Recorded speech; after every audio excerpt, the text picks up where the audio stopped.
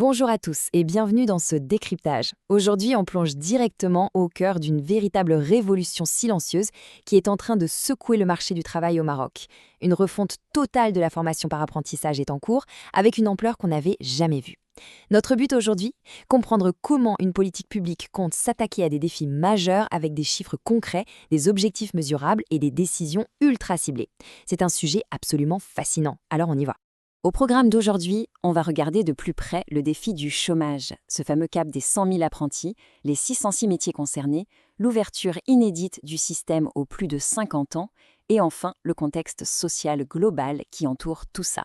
On commence tout de suite avec le cœur du problème, le défi du chômage. 900 000. C'est un chiffre qui donne le vertige, non? Ça représente tout simplement le nombre colossal de personnes qui sont actuellement au chômage et qui n'ont absolument aucun diplôme formel en poche. C'est un immense bassin de capital humain qui est complètement inexploité, bloqué aux portes du marché du travail qualifié. Face à une telle montagne, on comprend vite que les anciens systèmes de formation étaient devenus largement insuffisants pour changer la donne. Ce qui nous amène directement à notre deuxième point, ce tout nouvel objectif des 100 000 apprentis. Regardez bien l'évolution ici, c'est assez parlant. Historiquement, le nombre de bénéficiaires de l'apprentissage plafonnait à environ 20 000 grand maximum. Aujourd'hui, en 2026, on tourne autour des 45 000. Mais le vrai changement de paradigme, c'est le nouvel objectif affiché, atteindre les 100 000 apprentis pour l'année en cours. Passer de 20 000 à 100 000, ce n'est pas juste ajouter des chaises dans une salle de classe, ça demande de repenser entièrement l'ingénierie de la formation pour multiplier la capacité d'accueil par 5, tout en gardant un niveau de qualité élevé. Et justement, former, oui, mais pour faire quoi? C'est notre troisième point, les 606 métiers ciblés. Parce qu'attention, l'idée n'est pas du tout de proposer des formations vagues. Le ministère a défini une liste ultra précise de 606 métiers.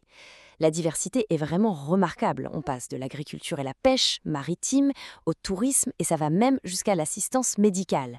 Le concept est simple, on mixe la théorie et la pratique sur une durée de 6 à 22 mois selon les secteurs. Et la vraie cerise sur le gâteau, ce qui donne toute sa valeur au programme, c'est qu'à la fin, on décroche un vrai diplôme accrédité par l'État. Mais on peut se poser la question, comment on motive concrètement les entreprises à accueillir tous ces apprentis? Eh bien, pour les inciter à jouer le jeu, la subvention annuelle de soutien a été augmentée pour atteindre 5 000 dirhams par apprenti. C'est hyper pragmatique. Ça sert tout simplement à aider les entreprises d'accueil à couvrir directement les frais de formation et le coût des matières premières qui seront forcément utilisées sur le terrain. On arrive au quatrième point, et c'est sans doute l'un des plus importants, l'inclusion. En repoussant la limite d'âge jusqu'à 50 ans, le contraste est vraiment frappant. On a souvent tendance à voir l'apprentissage comme un dispositif strictement réservé aux jeunes en sortie d'école, n'est-ce pas? Eh bien là, la réforme ouvre grand les portes en poussant la limite d'éligibilité jusqu'à 50 ans. Ce n'est pas qu'un simple détail administratif, c'est un véritable changement de modèle social. Cette mesure vise tout particulièrement à inclure des populations souvent laissées de côté. Par exemple, ça permet enfin aux femmes qui travaillent au sein de coopératives de bénéficier d'une formation certifiante. C'est un levier d'émancipation hyper puissant pour faire reconnaître formellement des compétences qu'elles ont acquises sur le terrain pendant des années. Pour finir, prenons un peu de recul avec notre cinquième point, le contexte social plus large.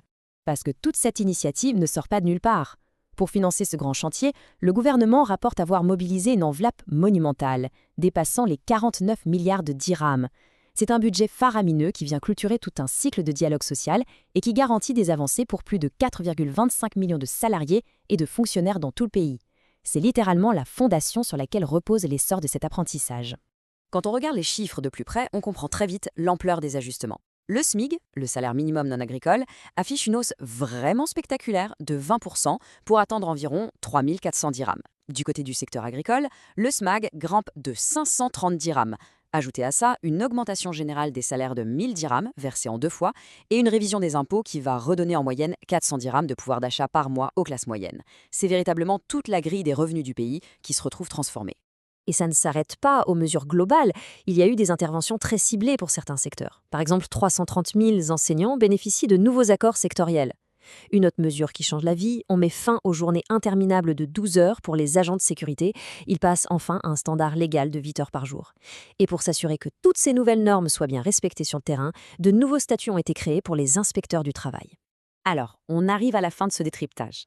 Et face à un tel déploiement d'efforts, on est en droit de se poser une ultime question. Est-ce que cette mise à l'échelle inédite pour atteindre les 100 000 apprentis, cette ouverture historique jusqu'à 50 ans pour inclure plus de femmes, le tout soutenu par ces fameux 49 milliards de dirhams, Est-ce que tout ça sera véritablement suffisant pour surmonter les défis structurels tenaces du marché du travail? C'est une question captivante et il sera passionnant d'observer les résultats concrets de ces réformes dans les années à venir. Merci beaucoup d'avoir suivi ce décryptage avec moi et à très vite.